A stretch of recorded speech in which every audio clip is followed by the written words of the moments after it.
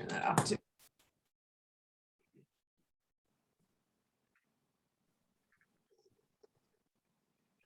All right, good evening, everybody. Welcome to the Garbage and Recycling Advisory Committee Subcommittee meeting of August 5th, 2021. Some quick webinar logistics. Everyone should be connected to via audio broadcast upon entering into the webinar. If you do not need to call in, and you are automatically muted when you come in. The presentation will be, or the meeting will be recorded and posted to the Washington County website. We shoot for within a week. And if you're having any trouble with Zoom, there's a Zoom support. And if you need any other questions or troubles, you can email me at thomas_eggleston@co.washington.or.us. And I will stop sharing that. Okay, so this evening, we have invited Rosalind Green with Metro. I think, Vinod, you know Rosalind for sure. Sandra, Rosalind is a manager at Metro in the Waste Prevention and Environmental Services Division. And we've invited Rosalind to come in and kind of give us a presentation on the regional waste plan. So I'm just going to hand it over to you, Rosalind. Great. And I'm going to share my screen and get everything up here.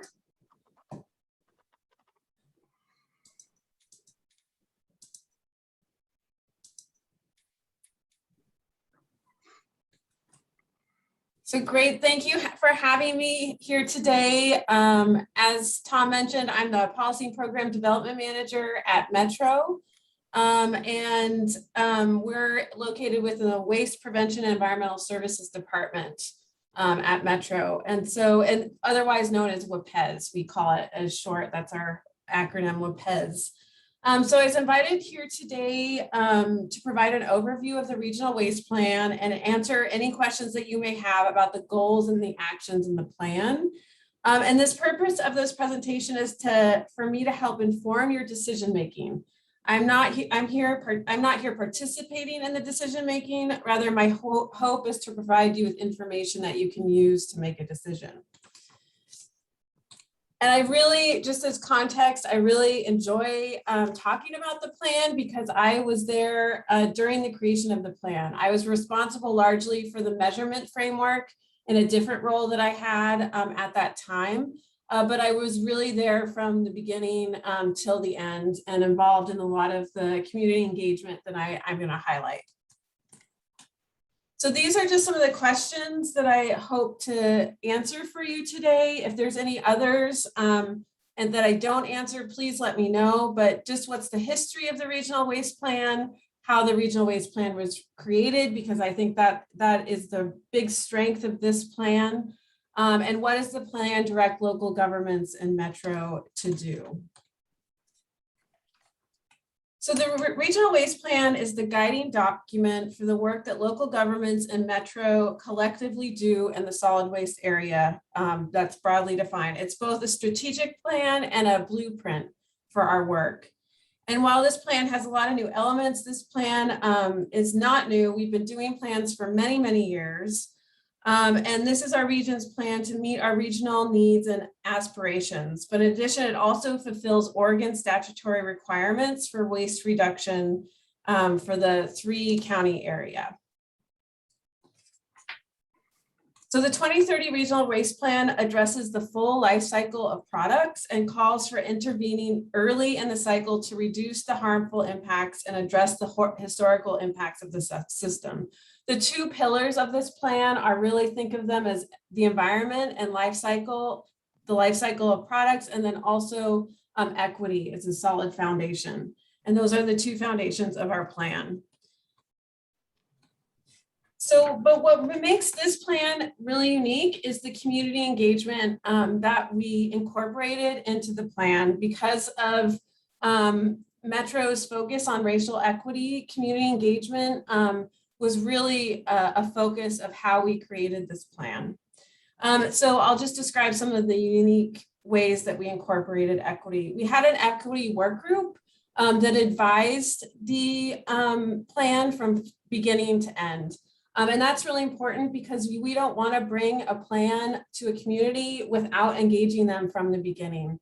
So we had 15 equity work group meetings. The equity work group was comprised of members of community-based organizations, and they really guided the plan, and I'll give you an example of that in a moment.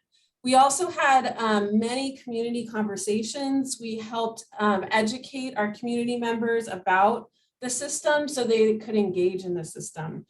So we took them on tours. We did lots of things to help bring them along and educate them so they could provide that input.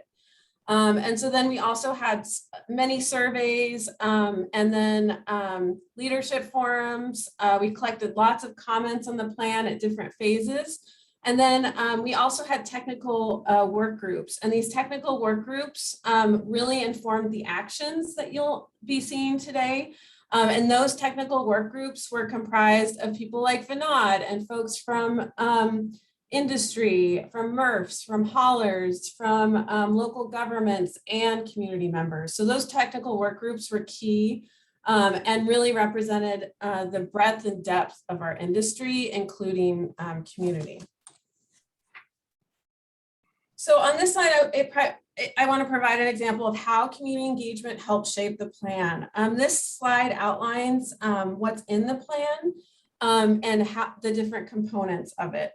So the values serve as the basis for the plan's goals and actions and really guided how we created the plan. Originally, we didn't have principles included, but when we brought the values to our equity work group, they really saw that it needed these principles, and I'll show you the principles in a moment. But I just highlight this because we did take their feedback and we actually incorporated it into the plan, and it changed the format and as well as what's in the plan. And so the principles are basically I'll show those in a minute. And then we have the vision, and the vision identifies the desired future that we want to see for the garbage and recycling system. And then the goals and actions are designed to close the gap between today and the desired future. And so these are the principles that the equity work group developed and added. Community restoration, we want to repair harms and disproportionate impacts because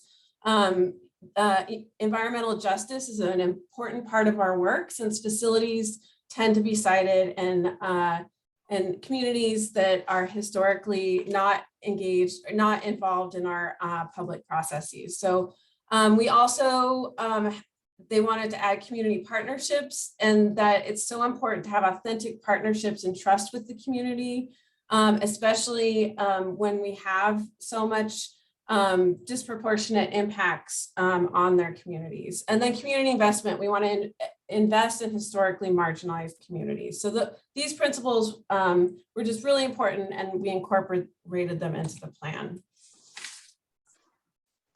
We also have a measurement framework, like I mentioned, and the measurement framework is used to demonstrate the positive impacts the plans are having on the region, highlight opportunities of improvement, and evaluate which programs and projects are helping achieve the desired outcomes.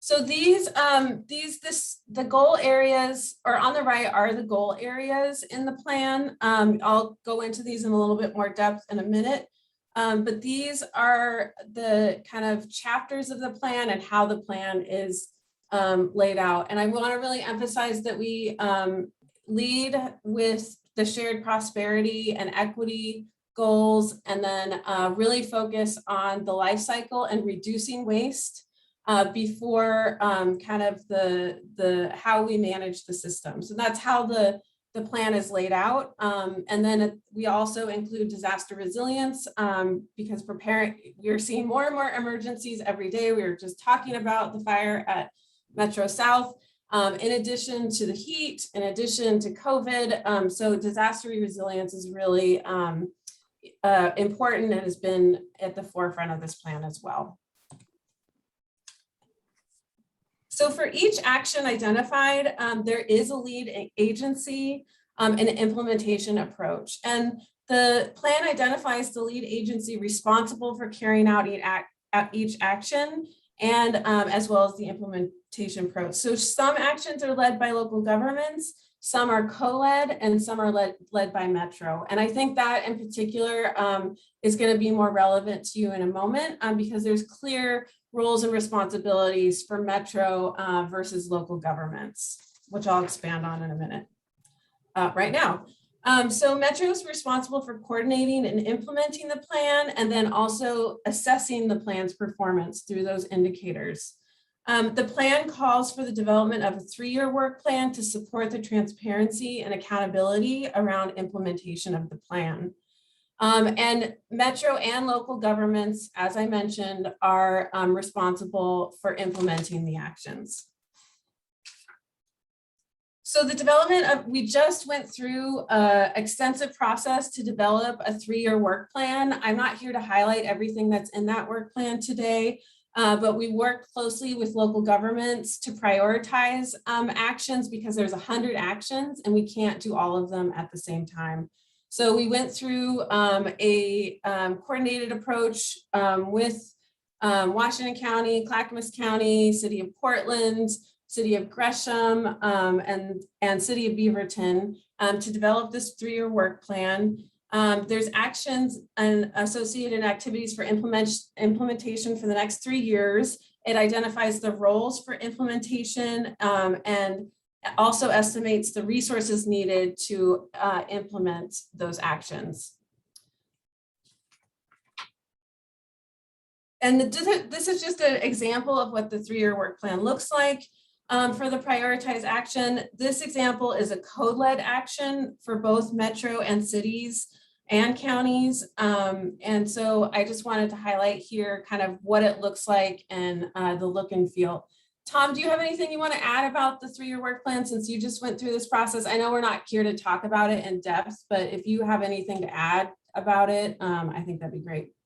Yeah, I think it might be an important part of this conversation as well, and it's something that we can dig into a little further if that's where the subcommittee wants to go. This is, you know, I think as you mentioned, Rosalind, the regional waste plan is a ambitious document, and it's got over 100+ actions. And I think the 3-year work planning process was an opportunity for local governments and Metro to sit down and say, okay, what part of this apple are we going to bite off in the first 3 years? And then how are we going to structure our rolling 3-year planning process so that we can use the regional waste plan and actually develop IGAs and tackle the regional waste plan in a coordinated fashion, not just trying to work on everything at the same time. So it's really kind of our attempt to kind of pull out the pieces that local governments and Metro feel we are accomplishable in the first 3 years, and what we should start focusing on when we roll to implement the plan, overarching plan. Great. Yep. Thank you, Tom. And so along with that implementation plan comes the money that we distribute to local governments. Approximately 2.3 million is distributed annually. There's multiple methods to distribute this funds, and we're actually going through a process right now assessing how these funds are distributing in an effort to consider if we should be distributing them differently. So that is a current project that we're working on, but we want to ensure that the priorities are funded so that we can achieve our goals and around these activities. So yeah, and the jurisdictions I mentioned are the recipients, including Fairview and Troutdale. Yeah. So before I move on, are there any questions in general? So next, what I'm going to do is highlight some of the subject areas that I think are most relevant to the decision that you're making. But before I do that, I just want to see if there's any questions about how the plan was created, the content, or anything else about the 3-year work plan and IGAs. I had a question. Yeah. The 3-year work plan, did that start when this was adopted back in March of 2019? No, that is a good question. It started in, Tom, can you help me with that when it officially started? We, because COVID, things have been delayed, our timeframes have been delayed.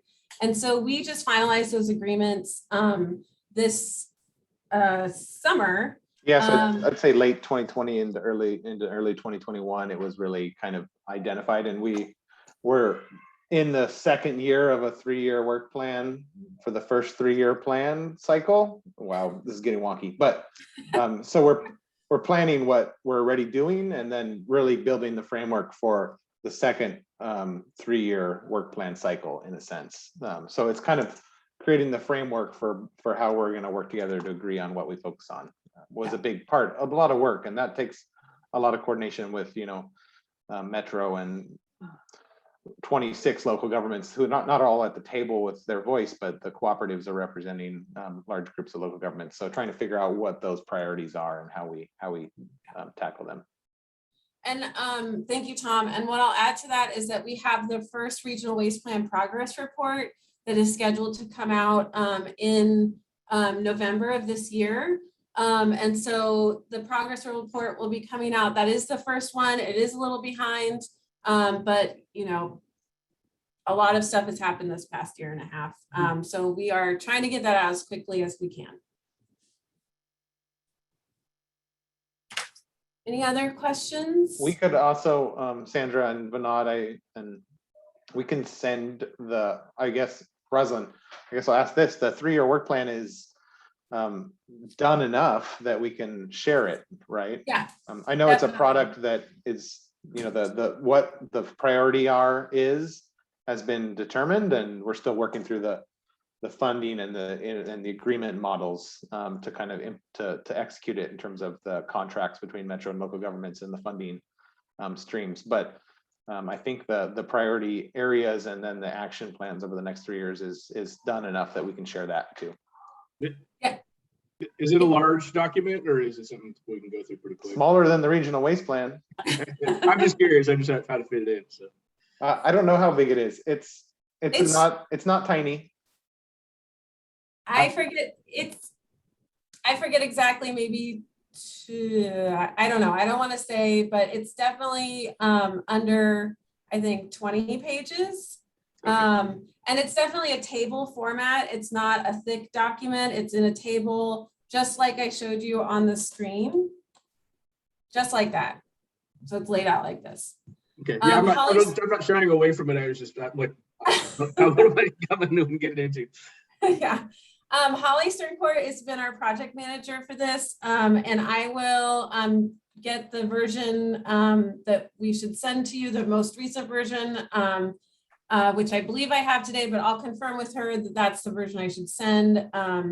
And I also want to mention that as part of this process, we do have work groups, collaborative work groups that are designed to implement the plan, and those have also been decided through this process. We have one that will be coordinating bulky waste, regularly occurring bulky waste as part of our regional service standard. And so we'll have a work group that's working on regional work group working on bulky waste. There's one focused on disaster preparedness. And then there is one on school education and outreach. And then there is one, I'm missing the fourth, Tom. I can't think of it off. These are all part of the first 3-year plan? Yes. Okay. Yeah. Yeah. And all cities and areas are going with the same 4? They aren't picking and choosing what they can accomplish first. They just have to follow Metro? Well, essentially, so it's kind of, there's only certain actions in the regional waste plan and the 3-year plan by default. There's 100 plus. Well, there's only a handful of actions that are required or mandated. Oh. So most of them are aspirational in a sense, and they're goal targets. So local governments wouldn't be penalized if they did not accomplish or achieve some of the actions, but there is a handful of actions that are mandates or required. So in our 3-year work plan, for example, we could have, say 5 mandated type actions and then a couple dozen not mandated actions, and the local government will be reporting every year on what we do. And if we have to report out on how we've achieved the mandates. And then we would be reporting kind of on what we're working towards in terms of the voluntary actions as well, if that makes sense. Oh, yeah. And because this plan is grounded, like I said in the beginning, in what is required of us by Oregon DEQ and by Oregon statute. So some of the actions are essentially required actions to fulfill our obligations to the state.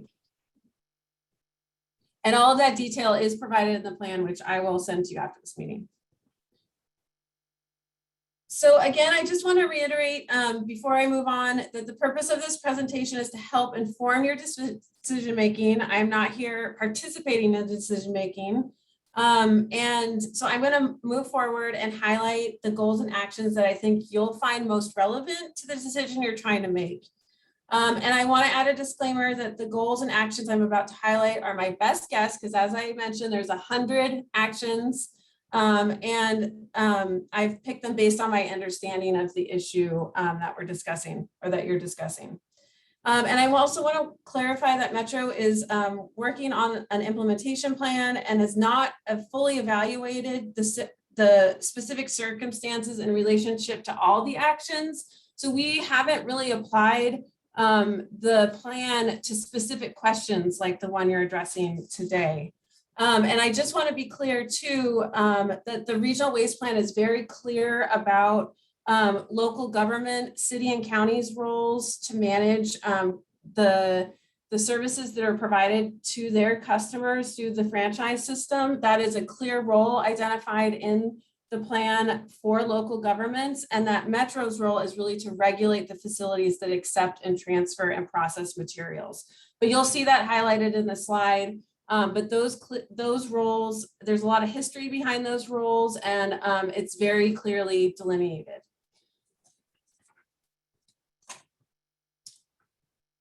So first, I wanted to highlight the goal, reduce the environmental and human health impacts of products and packaging that are made, sold, used, or disposed in Oregon. And really in this area, we advocate for product stewardship legislation and other policy approaches that achieve the greatest reduction in environmental and human health impacts from products and packaging made, used, or disposed in a region. And we also advocate for standards for high impact products, including phase out or bans. And I want to highlight here in the most recent legislative session, we had a huge win for our industry, and that was the passage of the Recycling Modernization Act. And this act is going to require producers of plastic and paper packaging to create a system that they are involved with through what's called a PRO. And so that we will have a product stewardship program for what we put in our blue bin.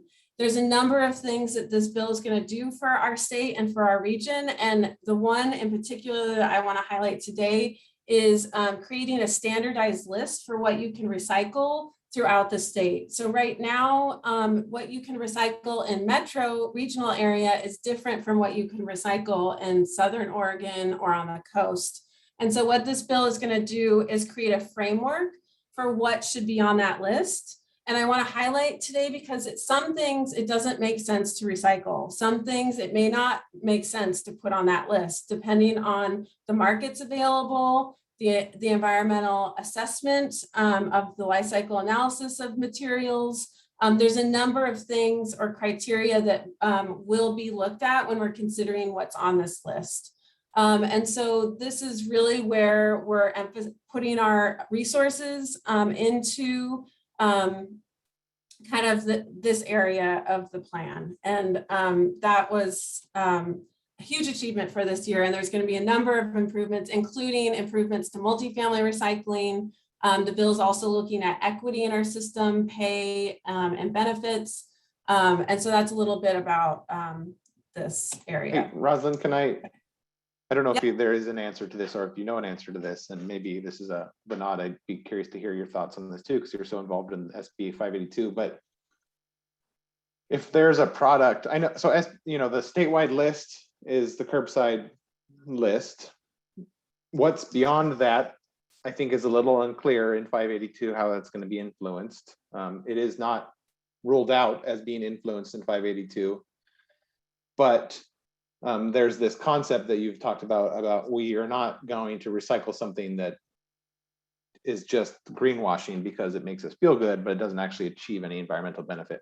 So I'm wondering if, let's pick on styrofoam because we don't really know what's the positive outcome of that. And let's say there's an LCA done and styrofoam turns out that it's actually not something that we should be recycling.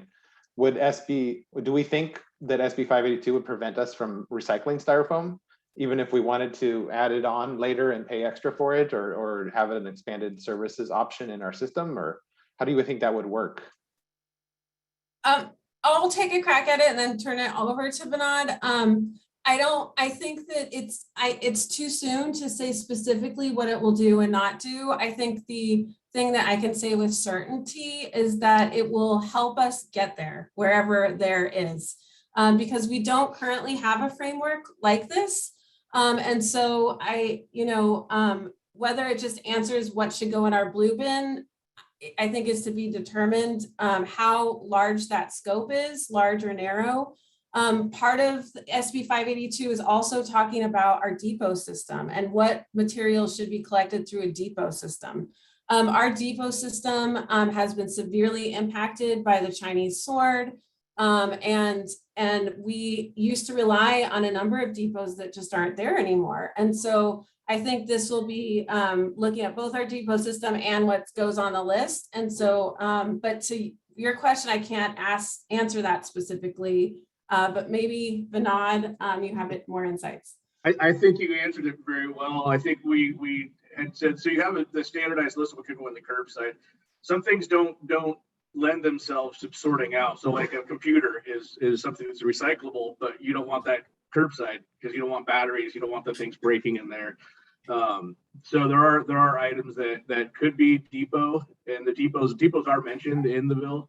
So there could be some collection of those items that are, recyclable or maybe regionally have a home. So if like styrofoam, maybe you have a depot in Portland, it's not on the control list, but maybe you have a depot in Southwest Portland or the Tigard area because you have a market there. And then there's going to be is this, there's lots of pieces people are going to look at. Is it going to fuel? Is it going back into products? Is it being incinerated? What's the market? How is it captured? But there's a lot of pieces to that. I think that it's looked at, and also the capability to get it out. So styrofoam breaks up in the system when you pack it and push it around.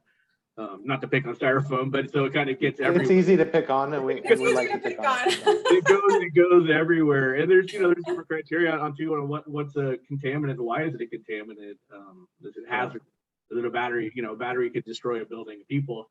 Where a plastic bag's a efficiency issue.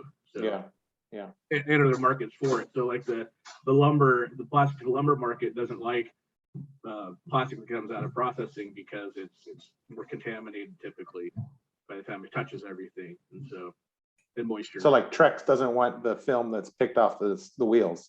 No, they don't want that, and they want it dry and things like that too.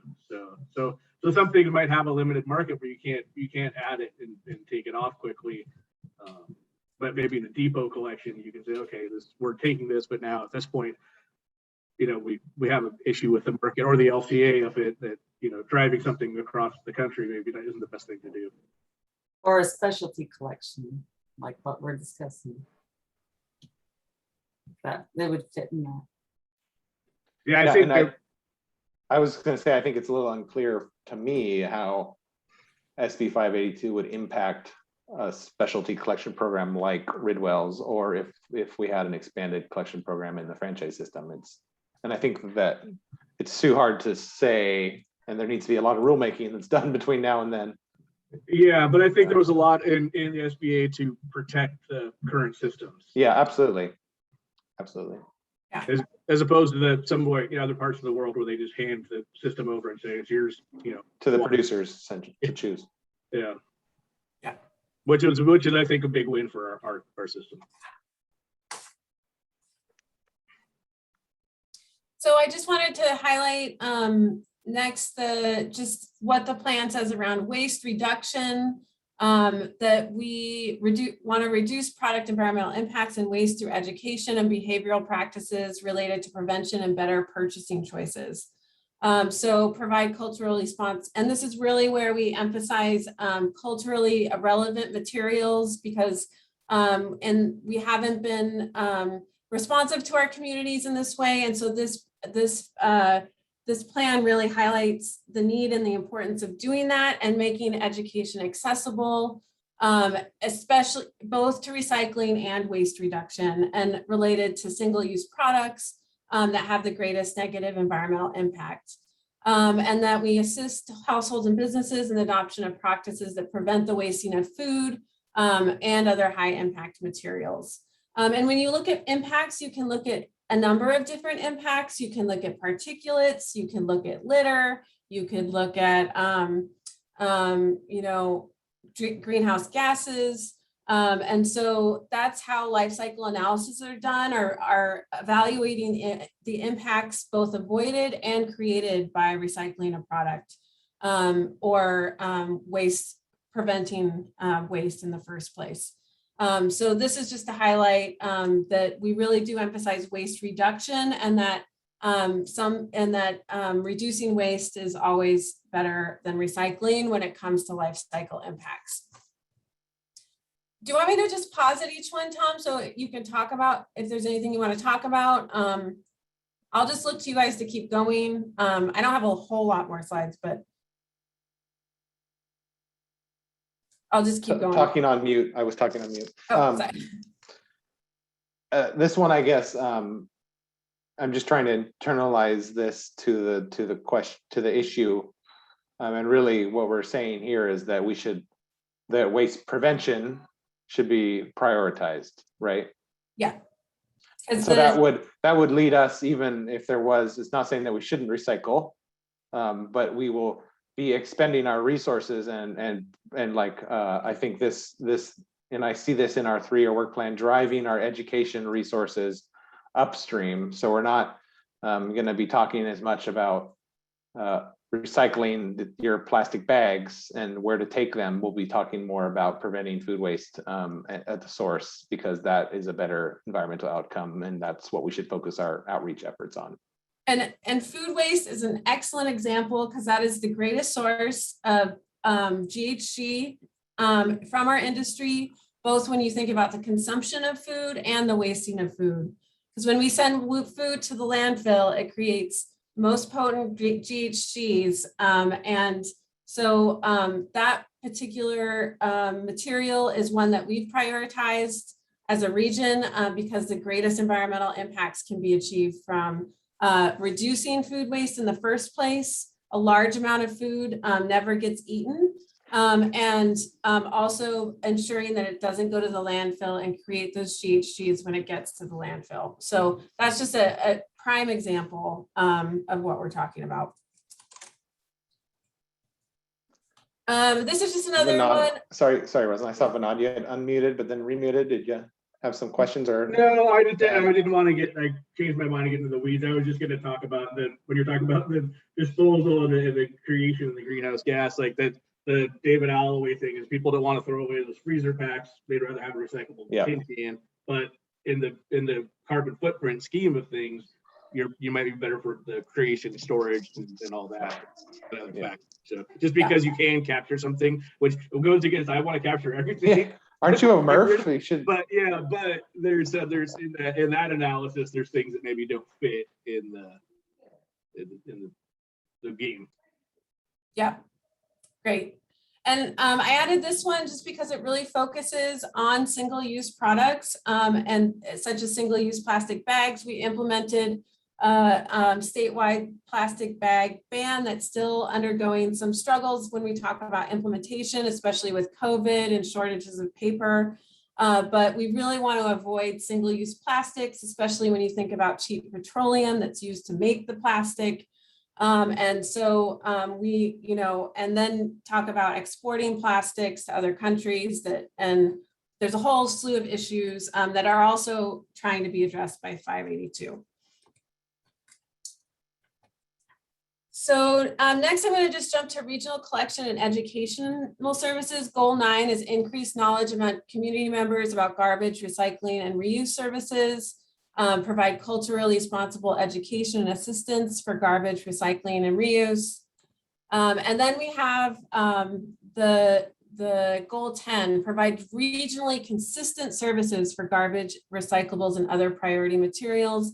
This is really where our regional service standard comes in. And so we have, you'll see that, so Metro sets the regional service standard of what the expectations are for collection. We don't directly regulate collection, but for example, we just updated our regional service standard to require local governments to require haulers to have standardized colors for bins at multifamily communities, so that the blue bin, so the recycling bins are blue, the garbage is black, and then we're going to have orange for glass. And so when you see these together, they're very distinguished and people know where to put their materials.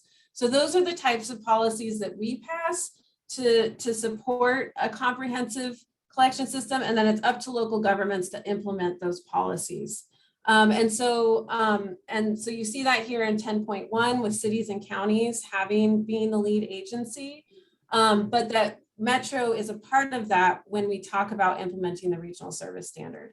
Tom, is there anything you want to say about this? No, yeah, I was just gonna say this one's interesting related to this topic, because when you have a new issue and there's no precedent yet set, how do you define to a regional consistency, right? So in a sense, we're in this kind of fuzzy gray area right now with this question for expanded recycling services and who or how are they delivered to the community members. And if we don't have any other, the most regionally consistent thing to do would be to do nothing, which I don't know if that's an option, but I don't know, I'm struggling with this one because I've thought a lot about this one and how do we, I think everybody wants consistency, but everybody wants somebody else to go first. I mean, we seem to be put in that position, as our committee has been put in that position to really think through this issue and be one of the first jurisdictions out the gates on the decision. And I think that puts us in a really difficult position related to this aspect of the regional waste plan. And it's not just for the regional waste plan, but for service consistency in general, because I think it's always a good thing to strive for consistency. So what happens in Hillsborough should happen as much as possible, and unincorporated should happen as much as possible in Beaverton, especially in our west side community. And I don't know how we achieve that here. Obviously, it's not the end all be all. We don't have food scraps collection yet in unincorporated. They do in Hillsborough, they do in Beaverton. So there is inconsistency in the system, but it's something I think we should all strive towards. So I don't know how this fits in, but I struggle with this concept a little bit. I don't know if Sandra and Vinod, you have thoughts on that kind of as well. I don't see anything like that. I see that this is focusing on what the haulers collect as garbage and what they collect as recycling. And you have a set list of what can and can't be recycled at curbside. So anything that's in addition to that would be an exception to this. That's how I see it. So you see this Especially only applying to the certificate system. If you add styrofoam to the list in the future, like we used to have years ago, we used to be able to recycle styrofoam at curbside. Yes, we did. No, I you weren't remember. supposed to. It was on the list. I remember that. It was many years ago. But if they add a new thing, then of course people will use that because it's free or built into their garbage cost and most likely these specialty hard recycle item companies will change up and offer other things. So when you talk about food scraps, it's not that it's not coming, it just isn't here yet. Oh, I'm waiting. Presumably, Yeah. yeah. It's definitely something that's, I think, gonna come. It just depends on exactly when the opportunity or when the window opens. Yeah, I feel like this is probably one of the core. I mean, there's a bunch of other goals that I feel like are there, but yeah, like this is currently the core. Is that if it can be offered regionally instead of in affluent neighborhoods, then that's the way to go, I would think. But so are you thinking of this as consistent to within the So you're even going down to the neighborhood level in terms of consistency, and not just Beaverton and Washington County, like the jurisdiction level. Well, yeah, I think the more, I think the system was designed a certain way. You know, we went to Bruce Walker just retired, and one of his big events was franchising, and that's people are, you know, really happy with that idea. And so I see that all covering, you know, you want regulated system operators that meet criteria. What about the scrappers? I don't know where they fit in on that, to be I mean, honest. it's regionally consistent though, right? I mean, the region treats scrappers the same across the board. It doesn't matter where you are. Metro Metals is treated the same way in our region, in our system, right? In terms of what they're scrapping and how they're collecting that material. Well, they're treated differently than we are, but Yeah, but they're treated consistently from the government regulator perspective. I don't know how they're regulated particularly. I know they have different rules, definitely, but And I think that it relates mostly to the compensation piece for them, because they're hauling material of value. And so they're not getting paid, quote unquote, to haul it. They're hauling it for the value of the box. and they're not charging for the service. Yeah. There's a difference there. Yeah, so I think this is a crux of the issue too, but I don't know if there's an answer. There's no answer right now, and there is not an answer until some consistency is established. You can't be consistent when there's nothing to be consistent with. That's how I see it on this program, and when I'm looking at this with a narrow lens. Because if Washington County says, okay, with this exemption conversation is over, that it's not exempted is a material we want in our system. And then as a next step, we say, let's create an expanded services program inside our certificate. And then if we're the only jurisdiction in the region that has done that and has created that program, then we're inconsistent with the rest of the region in what we're offering as services. But if we're the only jurisdiction that says it's exempted, they can do whatever they want, and then everyone else says, no, it's not, it's in, and they create systems in their franchises, and we're the only ones with an exempted system, then it's not consistent with the regional services either. So it's almost impossible to answer at this point, because there's no decisions have been made to base your consistency off of.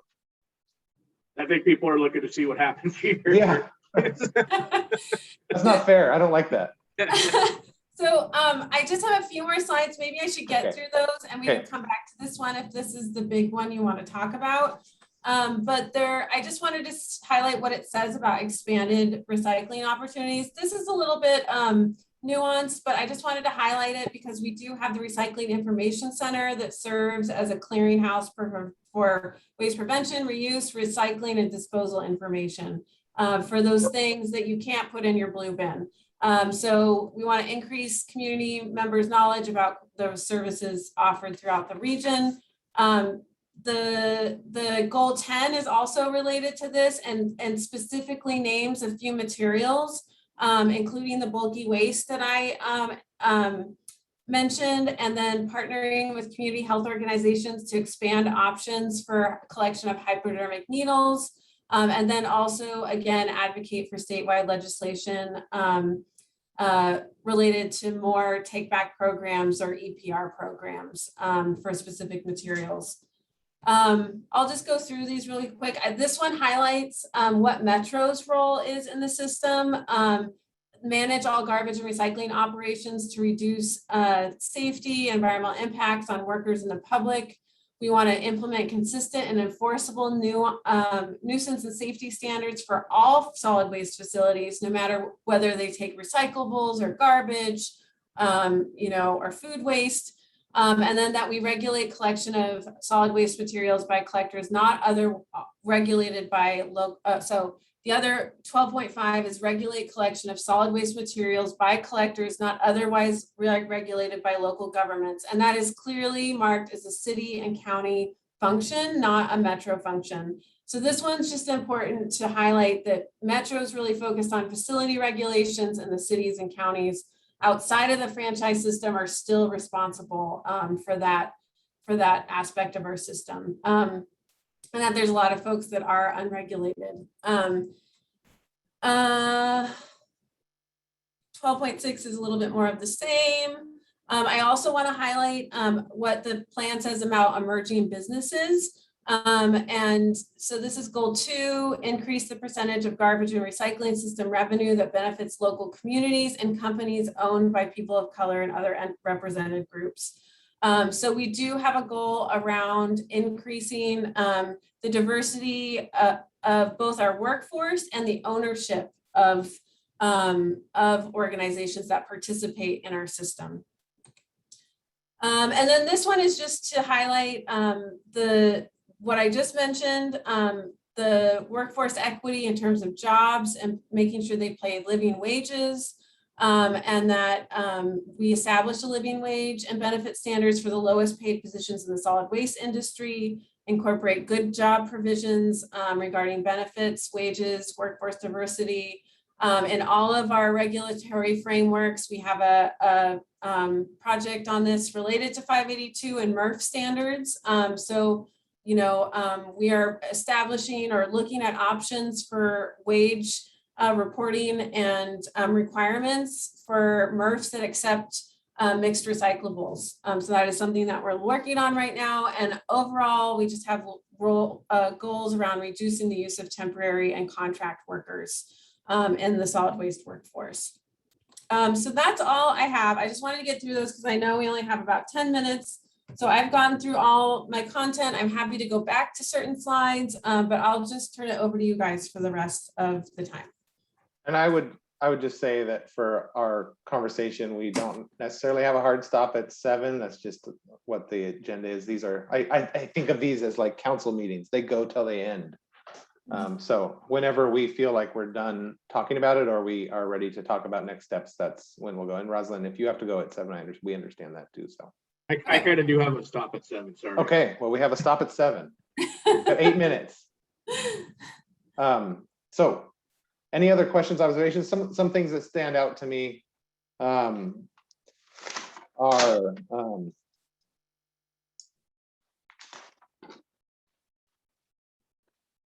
there's this 12.5 that is weird, and I don't. So regulate collection of materials not otherwise regulated by local government. So it's like regulate what you don't regulate is kind of what that says to me, which I don't know what that was why that is there and what's the backstory. When we were talking about this action, there's a number of collection companies like 1-800-GOT-JUNKS, and I probably shouldn't say company names on this recording. Sorry about that. But the folks that pick up things that are more of like a service where they move things out of your house and take them to our transfer stations. That is an example. Do we know is there more information about like where this came from and where it was why it was proposed and what technical work group worked on action 12 that we could dig into it? Because I think this is an important piece. Like if the regional waste plan is telling us we should regulate these things, and this is one of the things we highlighted when we in our staff report, but we didn't really have an answer to it at the time. And I think maybe this warrants further investigation for us, because if the regional waste plan is saying regulate things that aren't regulated, then it might not make sense to unregulate something or to allow more unregulated activity to happen. If that's I'm happy. I wasn't in the room for this one, but we have all of the notes, and I'm happy to go back to this one particular. I forget which work group worked on this, but it's all documented and I can follow up.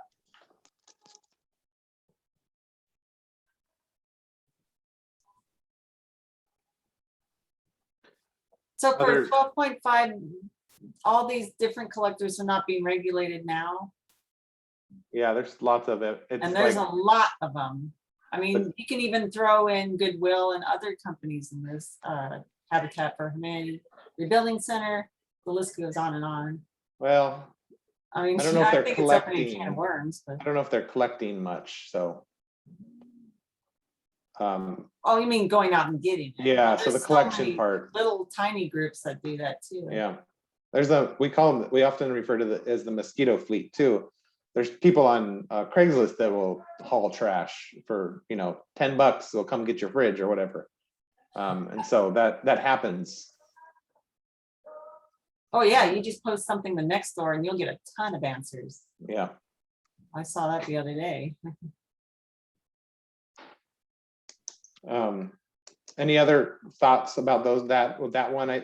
Rosalind, I think, in my opinion, that's an important piece for us to think about and try to understand where it was proposed, where it kind of came from, and what was the conversation around it, and try to understand the legislative intent of it is what I'm thinking. It's not a legislation, but just the backstory on that.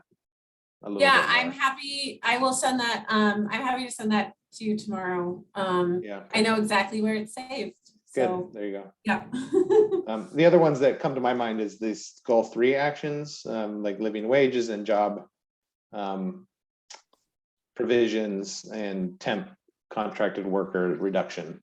So those are considerations that could impact this decision as well. I think they relate. Let's put it that way.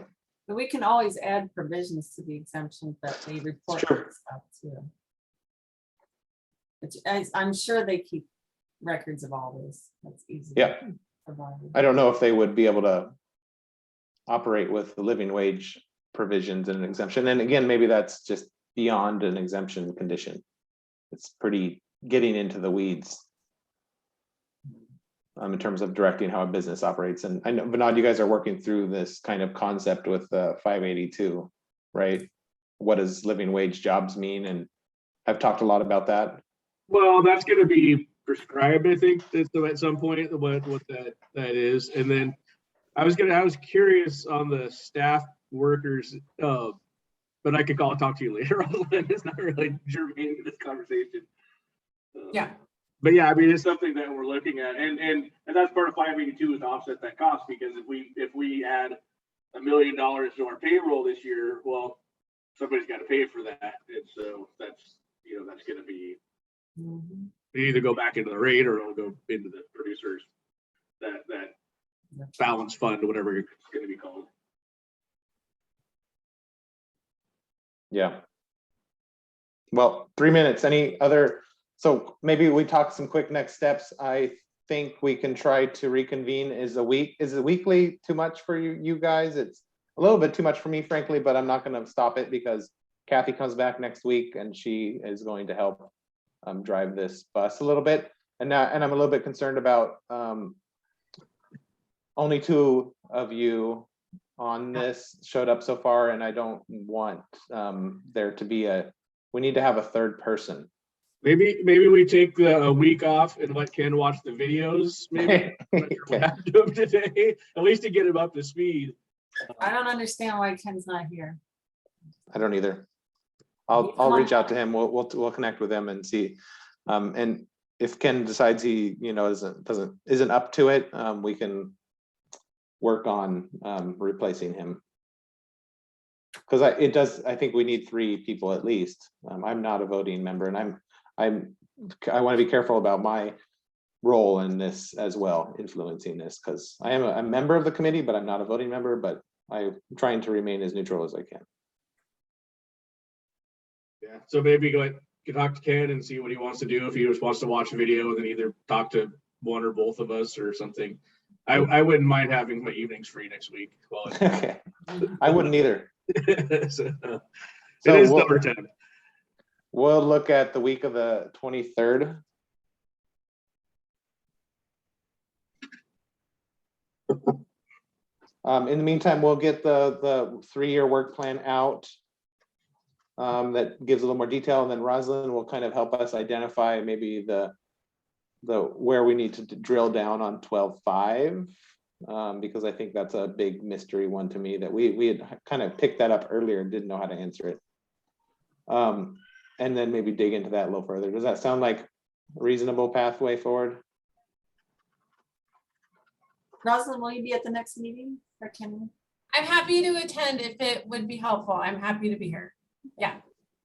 Yeah, maybe there's another Metro person that was kind of managing that task. I don't know, was it task force or technical work group for Oh, that's a action good goal point. 12. I'll figure that out. Yeah. Okay, that we're kind of leading that conversation too. Okay, it's 7. I want to honor your commitment at 7, Vinod. So thank you, and I will stop recording, and we will follow up afterwards, and we'll look to reconvene in 2 weeks. Great. Thanks. Have a good evening, everybody. Thank you. Thanks.